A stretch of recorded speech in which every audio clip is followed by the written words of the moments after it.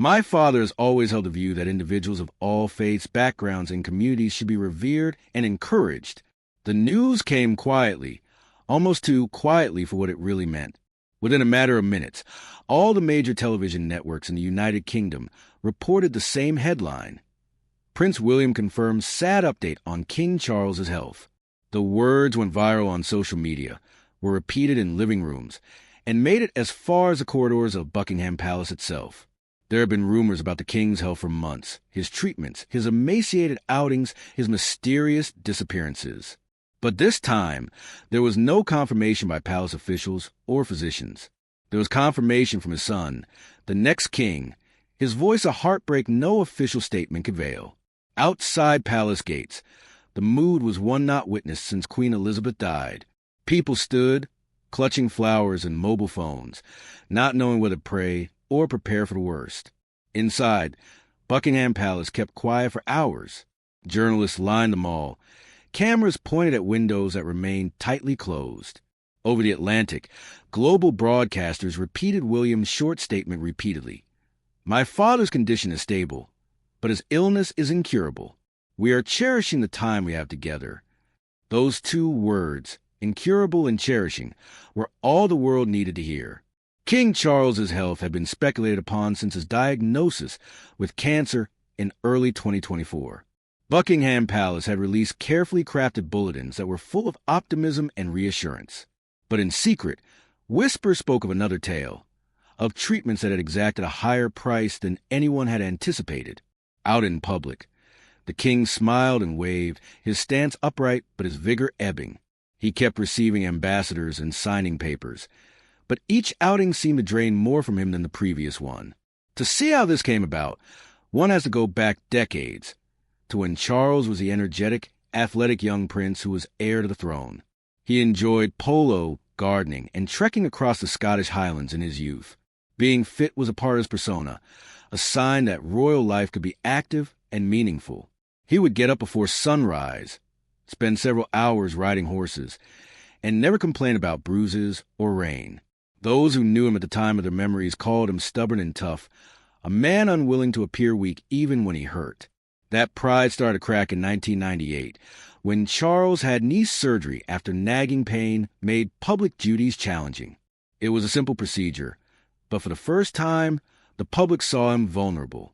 Then in 2003, there was a hernia operation, another reminder that princes do age. Both occasions, he came back to work in a flash, grinning for photographers and cracking jokes with nurses. Privately, however, those around him saw a change. He started thinking differently about his body and what it was to survive. In years came other close calls. A benign tumor removed from his nose in 2008, and some serious tumbles playing polo that left him bruised or concussed. Once, after falling off his horse, doctors worried about a head injury, but Charles refused to quit playing. It became his trademark, obligation before ease, tradition before self. That same tenacity would eventually compel him to keep working long after doctors told him to rest. For Charles, the crown was never an inheritance. It was a sacred burden to be borne at any price. When he contracted COVID-19 in 2020, the nation collectively held its breath. At 71, he was high risk, but his recovery was swift. Isolated in Scotland, he continued his duties virtually, reading daily briefings and holding video calls. The public saw it as proof of his strength. But within his circle, subtle changes began. Fatigue, shorter appearances, and increasing dependence on aides. Early in 2024, Buckingham Palace revealed that the king would be treated for an enlarged prostate, a royal rare moment of openness. The surgery was successful, and he looked happy after leaving the hospital. Weeks afterward, however, follow-up tests showed something more severe. In February, the palace announced that the king had been found to have a type of cancer. It did not specify the type, though, with many speculating and worrying nationwide. From there on, hospital visits and tentative optimism became a norm.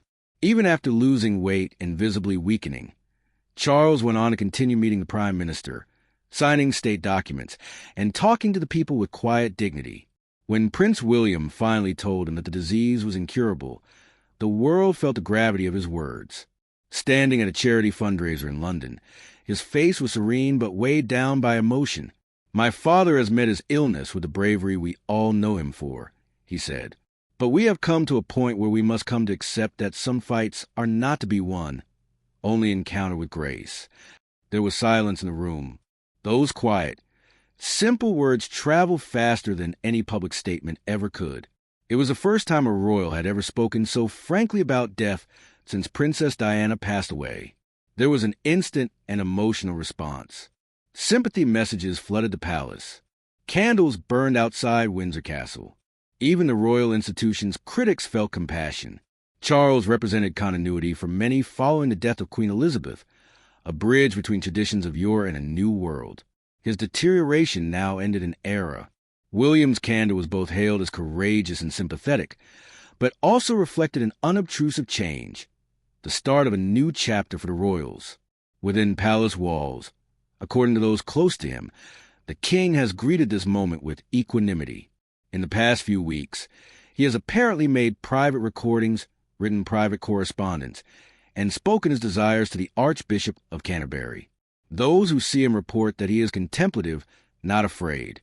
He talks constantly of legacy, of not simply passing on a reign, but a revitalized sense of mission for the monarchy. Similar to his forebears, Charles has drawn up what aides call his last wishes, composed not in legal language, but in moral ones. There are countless examples throughout history. Queen Victoria, for example, asked to be buried in white, with her wedding veil and a locket of Prince Albert near her heart. King George V encouraged the monarchy to be humble and grounded in its people, while King George VI exhorted young Elizabeth to remain composed and firm regardless of the storm. Today, King Charles, having that same bloodline, is reported to have expressed 3 personal wishes: that the monarchy continues to evolve, that his sons heal, and that Britain never loses sight of the humanity behind its crown. It is a royal vision and a heartfelt plea for the future. Modernization, his initial desire, has already started to materialize.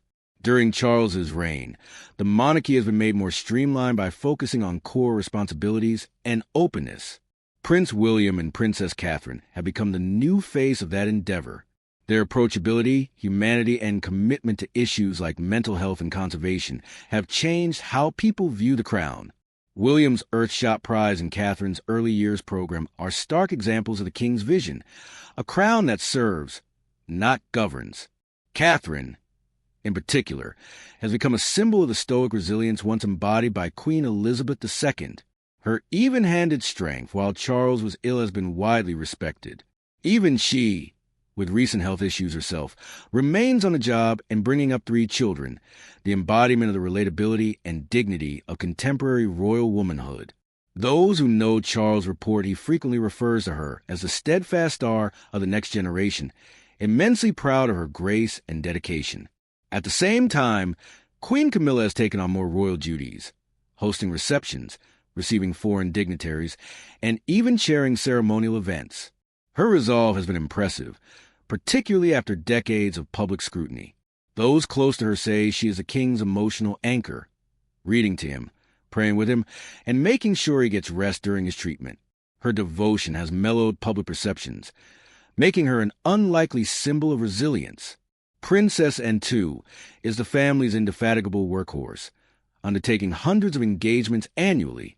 She carries a sense of duty taught to her by her mother and has reportedly become William's unofficial counsel, advising him through the intricacies of stepping into his father's shoes. However, there is one absence that is still deeply felt: Prince Harry, living thousands of miles away, estranged from the institution that forged him. His relationship with his father has only improved marginally through a string of private calls and one short visit since the diagnosis of the king. Yet according to palace sources, Charles yearns for reconciliation, frequently talking of his 2 sons, 2 paths, 1 hope. Harry's tale is still tragic and central. His 2020 exit was intended to usher in peace, but became the catalyst for decades of controversy via interviews, lawsuits, and his book. Now that his father's health is questionable, rumors abound that even Harry is drawn back by duty. He's conflicted, one source said. He wants to be there, but he knows being there will put him front and center. Meanwhile, William has taken over quietly as acting monarch. He presides over meetings, goes to briefings, and oversees day-to-day business of the crown. His intimates describe him as bearing a heavy burden, the duties of heir apparent, and the feelings of a son losing his father. He is attempting to be the Prince of Wales and the son of a dying king, said one aide in confidence.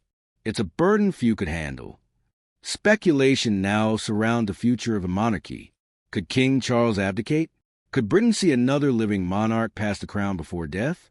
The only modern precedent remains Edward VIII's 1936 abdication, a choice made for love, not health. Experts believe abdication is possible but unlikely, as Charles views his role as a sacred duty to be fulfilled until his final breath. More likely is the invocation of the Regency Acts, enabling William and Camilla to act as councillors of state and in his stead, already quietly in effect. As the days pass, the world observes a father and son make a silent goodbye. Cameras follow William as he departs the hospital, his face set but sad. The public feels a transition, an era coming to its close. Behind the doors of Buckingham Palace, transition is quietly prepared for. Papers are revised, ceremonies practiced, and yet, within this protocol, there is still compassion that lasts. Charles continues to pen thank-you messages in his own hand and asks each day about the gardens, the weather, and the country outside his window. His reign, however short, has been marked by empathy, a bridge between past and new humanity. For William, however, the way ahead is certain but intimidating. He will inherit not just the crown, but the task of reunifying both his family and his nation. His words, steadfast, empathetic, and firm, already resonate with the voice of a future king. As one historian noted, the crown has already begun to rest on his shoulders. The photograph of Charles, gaunt but dignified, waving from behind a car window, will stay in the memory. The monarchy, as the man who leads it, is mortal, and in that mortality is its greatest virtue, endurance. Over the next few weeks, the country appeared to stand still in shared expectation. Throughout the United Kingdom, life was slowed as people queued outside royal residences, Windsor, Balmoral, Sandringham, leaving flowers and notes saying, "Thank you for your grace." For king and country, always. The Prime Minister came to the king privately, a session characterized as brief but deep. Sources said their conversation was not about ruling, but about legacy, how to provide continuity in times of change. "The crown survives," Charles whispered to her. "It always has, and it always will." In his private quarters, the king spent his days surrounded by books, letters, and soft music. Camilla read poems to him while his dogs slept quietly at the window. He has reconciled himself to time. An aide said, "He understands the world will continue. He just wishes it continues kindly." William took his family to Balmoral that summer on a private visit. The children, George, Charlotte, and Louis, ran about in the gardens while Charles sat watching them with silent delight. The son and father talked alone for close to 2 hours. He told him how proud he was of him. One friend remembered. He said all he had to say. Days afterwards, Prince Harry secretly returned to the palace. The stay was brief but extremely poignant, opening the doors to what many hope will be a gradual reconciliation. In the meantime, the tone of the media moved from conjecture to respect. Special retrospectives were made for Charles's many years of environmentalism and his consistent faith in service rather than spectacle. He was ahead of his time, an observer mused. He talked about duty when the world revered freedom. While vigils and hymns filled the evenings, even detractors were stirred by the nobility of a king approaching death with equanimity. The palace, in rehearsal for change, went on acting out its Operation Menai Bridge, the protocol for the king's ultimate